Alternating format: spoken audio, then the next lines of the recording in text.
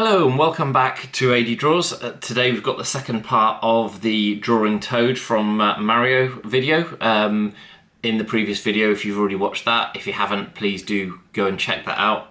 But the first video we got the pencil and the basic Toad shape down. Today we're gonna look at doing some inking and getting the outline done, and then potentially see how long that takes, and maybe do some of the colouring for that as well.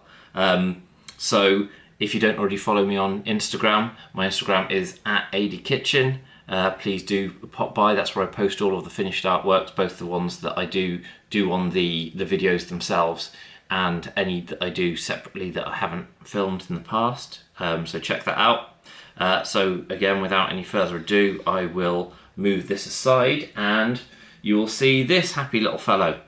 So obviously this is the toads that we did in the last one. Obviously I went over all of the lines a bit more heavily in the pencil in order to just kind of get an idea of where I actually wanted those lines to do. And now I'm using a 0.5 Pigma Micron pen to actually go in and to go over the lines. Inking is, pre-warn you, my least favourite bit of the process. So it may go horribly wrong and you may never see this, but if it goes horribly wrong, you might see it anyway. But there are some ways that you can sort of improve on things like that. Just the fact that when you've been doing a picture like this and you do the inking, then that's when things can go wrong really. You've got to go from having done one picturing a number of like broken lines in the style that I tend to do it, to doing something that's a much more smooth, continuous type of line. And I'm, like I say, I'm still finding my way in that journey, and that's one of the reasons that I want to do more of these YouTube videos, so that not only can I sort of share some of the art that I'm doing, but also that I can improve, and hopefully you can see me improving as you hopefully subscribe to the channel and continue to watch these. So with these pens, again, they are really good for actually doing lines that will not fade, will not blur, will not change in any way, shape or form once you've actually done them. And when you're using something like Copic markers, which is what I will be using to colour this little fellow, then actually they're good. They don't bleed with the ink from those Copic markers, which are alcohol-based markers, and do have a tendency, if you're not using the right ink, to just smush everything together. Now I'm working from this area down. Again, I've made a little bit of a mistake here, which we can kind of clean up a little bit, because again, that's on the lighter white part of the hat.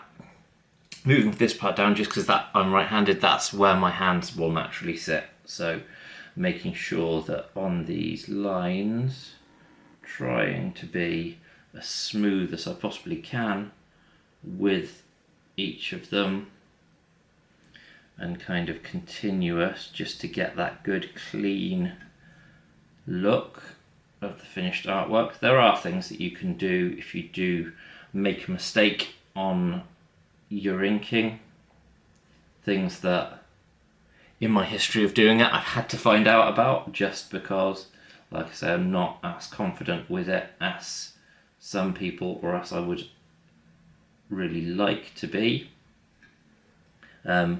But actually I am getting better at it. I am practicing it as much as I can, which is why I'm doing sort of some of these style of drawings on the YouTube channel. A lot of what I'm going to be doing at first will be the line work on the white with the Copic.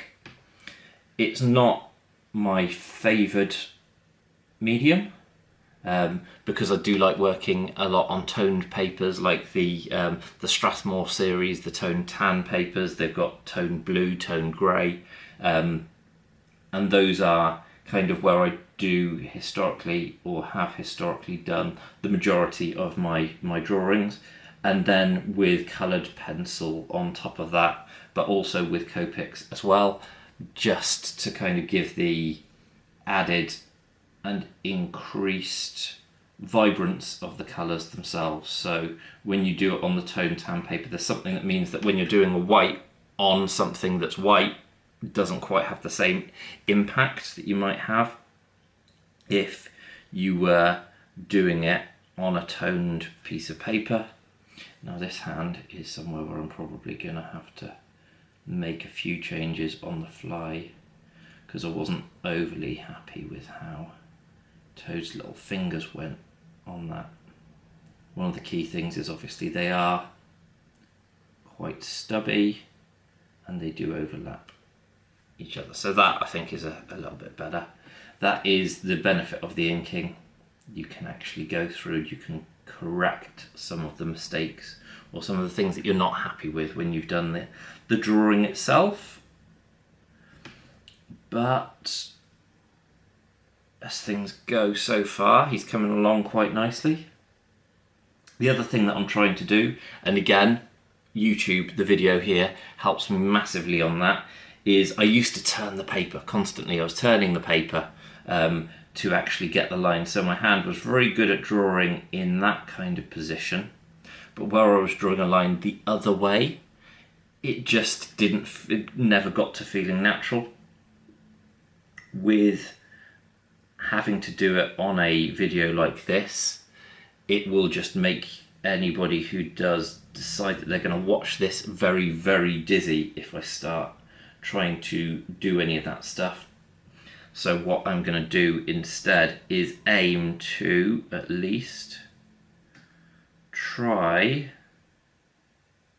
and draw the lines all from the same side. Now that is kind of the best way to do it. Once you get your hand used to doing the lines in that particular way, then it means there's nothing that you can't draw, because you'll be able to draw it with your hand on this position, whatever. But like I say, at the moment it is a little bit sketchy, for the want of a better word, on how that would come across. Okay, so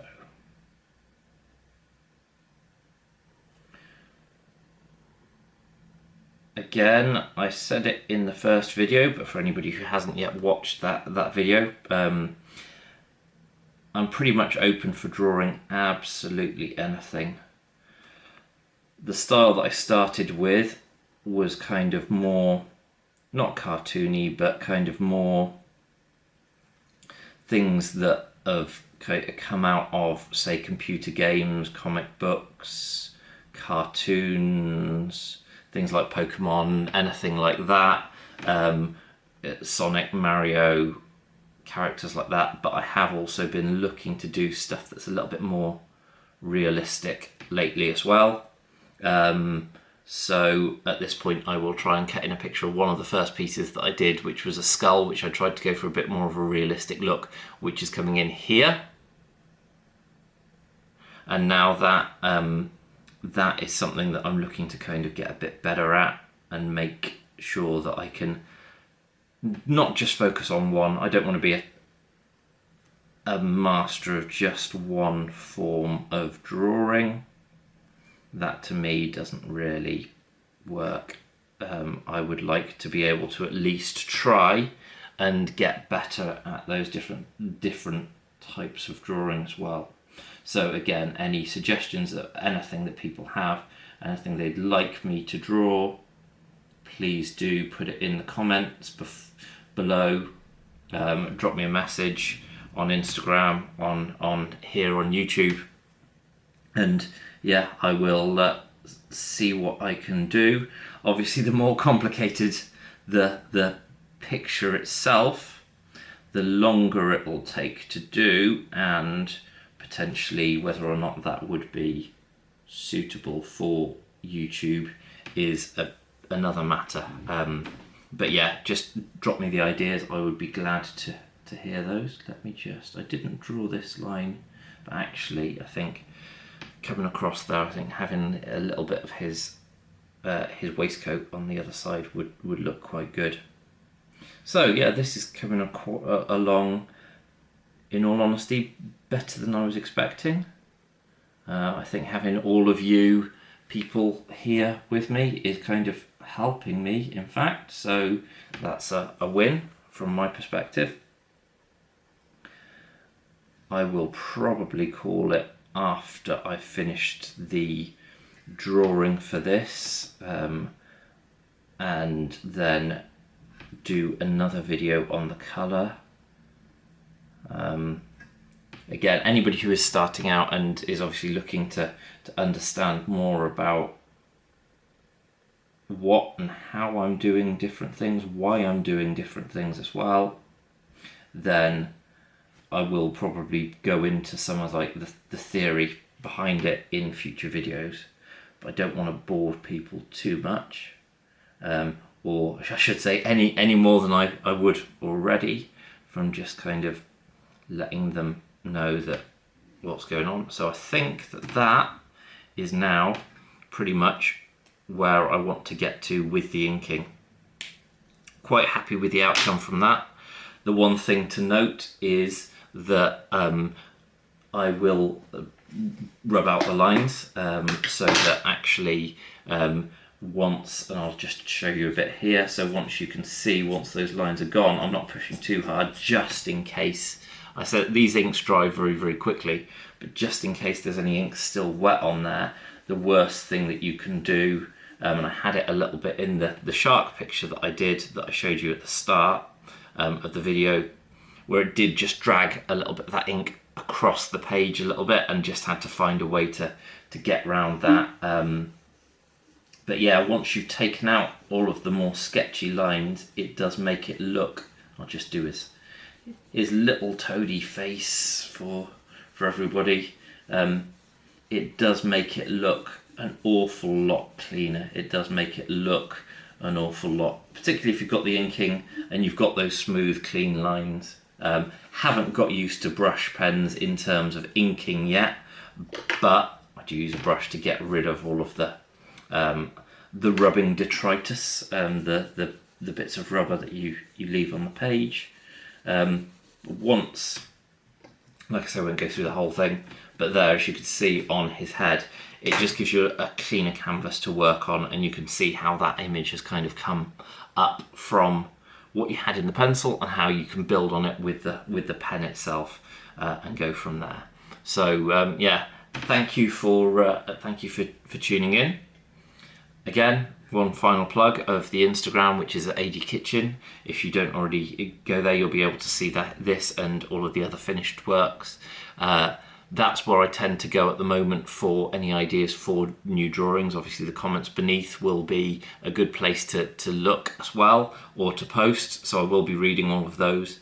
But if you go onto the Instagram, I quite often put out a story asking for some ideas, and that's where this idea specifically came from anyway.